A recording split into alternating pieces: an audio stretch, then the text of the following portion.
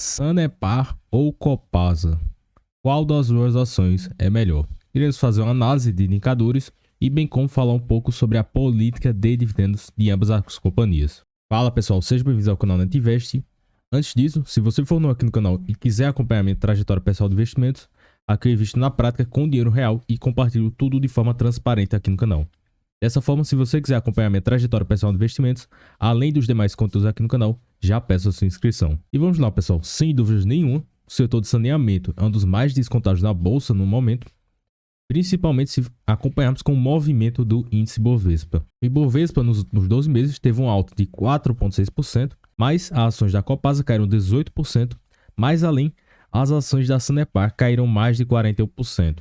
Então, eu enxergo uma grande assimetria no mercado, visto que são empresas com resultados sólidos há vários anos e que pagam excelentes dividendos aos seus acionistas. Então, iremos fazer uma comparação de ações, principalmente com seus indicadores, tanto da Copasa como da Sanepar, e depois falar um pouco sobre a política de dividendos de cada uma. Em relação à parte de dividend yield, a Copasa se sobressai e está com dividend yield de quase 20%. Isso ocorreu por causa de um dividendo extraordinário da companhia, o que foi relativo a cerca de 14 a 15% de dividend yield, apenas este grande dividendo. Então, esse grande dividendo não é sustentável em relação aos resultados que a companhia gera. Mas eu já fiz projeções de dividendos para a Copasa bastante conservadoras. Mas para a Sanepar, devido às fortes quedas, apesar da companhia ter distribuído apenas 25% do seu lucro em forma de dividendos, a mesma ainda está com dividend yield de 5,1%. Então, nada mais justo do que comparar o seu dividendo atual com a sua média histórica. Em relação à Sanepar, aqui eu estou olhando a ação preferencial SAPR4, a média de dividend yield desde 2011 é de 6,5%, o que é excelente para quem busca empresas boas pagadoras de dividendos. E perceba que os anos de 2014 e 2015, as cotações também caíram bastante, mais do que estamos vendo agora, e seus lucros ou permaneceram estáveis ou cresceram. Então, quando a companhia distribuiu dividendos na época, representou um dividend yield elevadíssimo devido à sua baixa cotação. Certamente, se a companhia aumentar o seu percentual do seu lucro líquido a ser distribuído, iremos ver grandes dividendos para a Sanepar em 2021 em diante. Mas isso irá depender dos resultados futuros da companhia, bem como a sua política de dividendos. Já em relação à Copasa, o mesmo tem um dividend yield médio de 6,2%, um pouco abaixo do que a da Sanepar.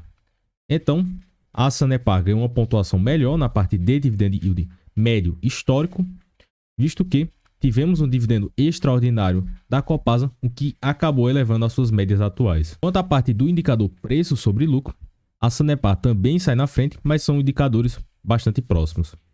Em particular, ambas estão com preço sobre lucro na casa de 6 vezes, o que é bastante interessante. Um preço sobre lucro abaixo de 8 a 10 vezes de uma empresa boa pagadora de dividendos está em patamares bastante interessantes. Além do mais, o inverso do preço sobre lucro nos indica a taxa esperada de retorno para os próximos anos. Então, 1 dividido por 6, o inverso do preço sobre lucro, em particular da Sanepar, indica um retorno esperado na casa de 16,6% ao ano.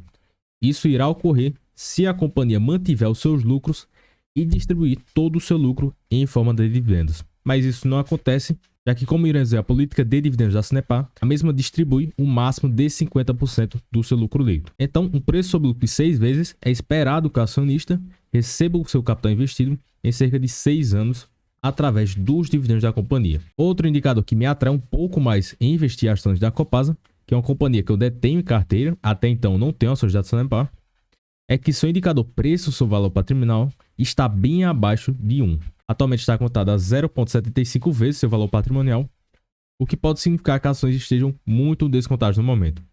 Mas a Copasa ainda não divulgou seus resultados no quarto trimestre de 2020, então possa ser que esteja um pouco distorcido quando você for ver este vídeo. Mas ambas as empresas estão com indicadores de valuation bastante atrativos. Quanto à parte de indicadores de eficiência, a Sanepar sai na frente, mas ambas possuem bons indicadores de eficiência. A Sanepar entrega uma margem líquida de quase 21%, ou seja, a cada R$100 de receita líquida, R$21 se transformam em lucro líquido. Já para a Copasa, temos uma margem líquida de 15%. Então, se a Copasa se tornar mais eficiente, com indicadores de valuation descontados, possa ser que a Copasa se torne um investimento mais interessante do que as ações da Sanepar. Mas, em geral, ambas as companhias são excelentes e cabem muito bem em carteira. Outro ponto muito interessante que devemos olhar nas companhias que investimos é seus indicadores de endividamento, já que a dívida líquida sobre EBITDA mede a alavancagem da companhia em relação aos resultados operacionais que ela gera. Então, por exemplo, uma dívida líquida de 1,2 vezes da Copasa indica que cerca de um ano e poucos meses, considerando os valores em caixa e os resultados operacionais que a companhia gera, cerca de um ano e poucos meses ela consegue quitar toda a sua dívida. E o da Sanepar também é bastante baixo, uma alavancagem de 1,4 vezes. Então, outro ponto excelente para ambas as companhias: boas margens, bons indicadores de endividamento, indicadores de valuation descontados e, como iremos ver agora, bons indicadores de rentabilidade. Ambas possuem um ROI acima de 10%, que é excelente em empresas rentáveis. Além do mais, nos últimos 5 anos, tanto a Copasa como a Sanepar tiveram um crescimento composto dos seus lucros na casa de 18% ao ano.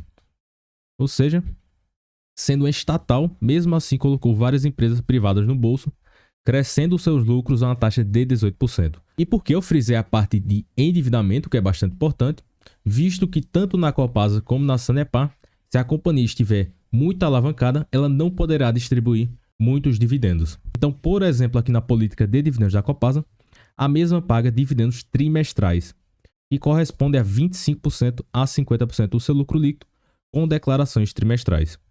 E possíveis dividendos extraordinários a depender da alavancagem da companhia.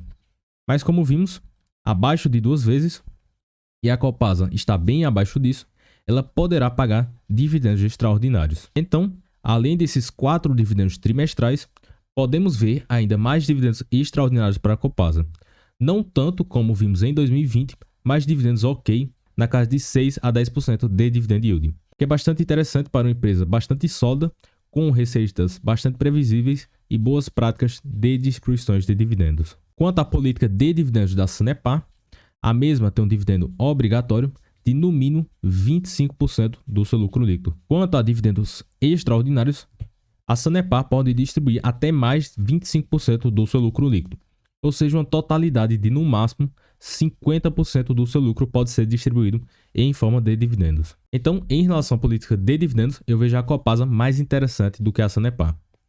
E também, um gatilho bastante útil na Copasa é que a companhia não demora a pagar seus dividendos, já que, como iremos ver, a Sanepar demora muito a distribuir seus dividendos. E quando é um bom ponto de compra para comprar ambas as ações? E é isto que iremos falar agora. Já que, como eu prego aqui no canal, eu utilizo a metodologia do dividendo inteligente pregada pelo investidor Luiz Bassi Filho, que consiste em aliar uma empresa que você detém em carteira ou que esteja querendo ingressar na companhia, que esteja com uma cotação interessante de compra no momento e que esteja próxima a anunciar seus dividendos. Então, tanto você comprar uma ação com uma cotação interessante, bem como, em um curto espaço de tempo, você receberá um dividendo dessa companhia. Dessa forma, você terá uma nova massa de recursos para comprar mais ativos que irão lhe gerar mais renda. E com isso, com o decorrer dos anos, isso se tornará uma grande bola de neve, já que seus dividendos irão crescer de forma exponencial.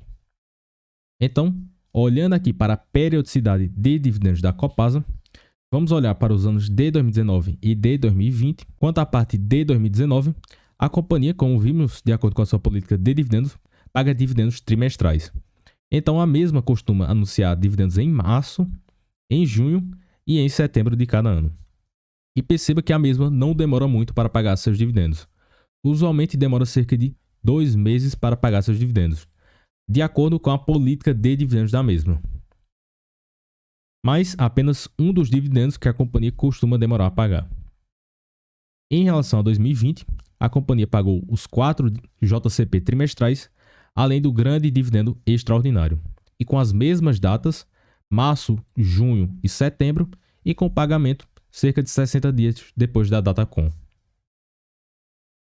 Mas, em relação a essa parte de dividendo extraordinário, é algo incerto, porém, como vimos, a companhia tem condições de distribuir dividendos extraordinários, já que a mesma tem uma situação de dívida bastante controlada. Quanto à periodicidade dos dividendos da Sanepar, olhando aqui para o ano de 2019, e também de 2018, a mesma costuma ter a sua a data para ter direito a receber os dividendos, usualmente no final de abril, no final de junho e no final de dezembro. Então, como estamos em março, estamos em um tempo bastante interessante tanto para comprar ações da Sanepar, bem como da Copasa, seguindo a metodologia do dividendo inteligente. Dessa forma, temos prováveis dividendos tanto em abril como em junho. Porém, perceba o seguinte, que apenas esse dividendo de abril, a companhia costuma pagar cerca de 60 dias depois. Mas, note que os dividendos declarados em junho e em dezembro, a companhia demora quase um ano para pagar. Ou seja, ficamos refém esperando um grande espaço de tempo para ter esse dividendo que é do nosso direito. E comparando a rentabilidade das ações da Copasa com a Sanepar, nos últimos 2 anos, ambas entregaram quase rentabilidade negativa, rentabilidade de apenas 3% na Copasa e de 5% na Sanepar. Então, se desconsiderarmos a inflação, ambas tiveram rentabilidade negativa. Mas nos últimos 5 anos, a Copasa entregou 332% de rentabilidade e a Sanepar 380%. Mas além, nos últimos 10 anos, a Sanepar entregou uma rentabilidade de quase 570% e a Copasa apenas 260%.